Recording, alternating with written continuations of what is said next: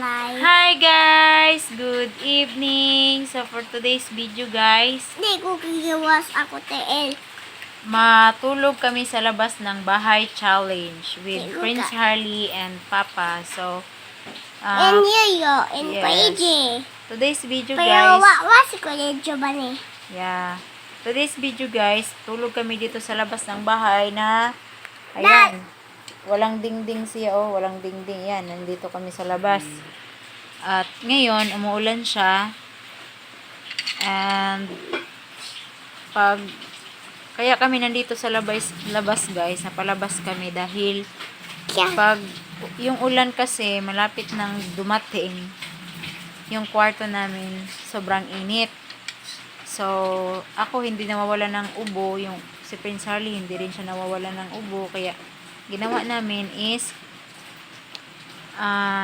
nag-decide kami na pag mainit ang sa loob ng kwarto, dito kami sa labas para malanghap namin yung sariwang hangin at yung natural na lamig.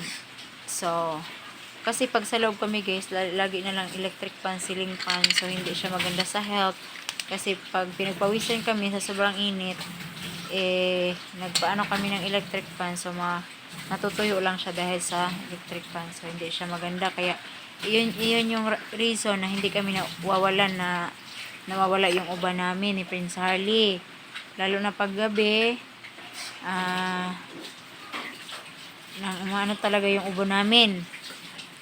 So ngayon guys, tulog kami dito, ayan, sa labas kami ng bahay, ayan, oh, bukas yan dyan. So maganda kasi pag sa labas kasi sariwa yung hangin. So abangan natin guys kung ano ang mukha ni Prince Harley pag nakatulog dito sa labas ng bahay. So you like it here? You like it to sleep here in the outside? You like? You like? So are you happy? Okay. So ayan guys, thank you, and update ko kayo kung may time pa na Gusto ko anak. may time pa na makapag-video kami mayang gabi.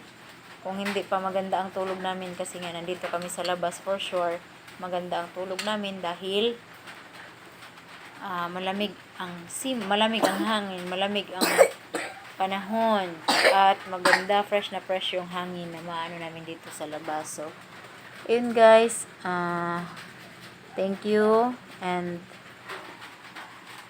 magbabay na kami. Say bye-bye na. Ko bye-bye.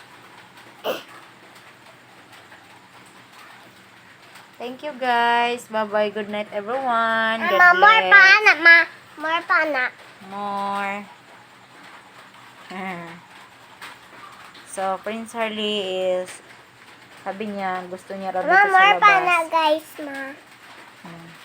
Gusto niya dito talaga matulog sa labas kasi gusto niya rin itong ganitong klima. Lagi na nga itong sabi niya hindi na daw siya papasok sa school kasi gusto niya na daw umuwi sa Samal Island. Sabi niya, ayoko na dito mama, pangit dito, gusto ko na sa Samal Island. So yan yung sinasabi niya. Kaya by this Friday, coming Friday, magpunta na kami sa Samal. Kasi sa Samal guys, kasi doon malamig, tsaka labi na paggabi, so sariwa talaga, maganda ang tulog namin. So ayun, thank you for watching guys. Magbabay na kami kasi matulog na si Prince Harley kasi more pa anak, time na si Prince Harley kasi may time siya, may oras siya na may binigay kaming oras sa kanyang pagtulog. So time na ngayon guys, kaya mag-good night na kami, and more pa na guys, God bless. Bye bye. More pa na guys,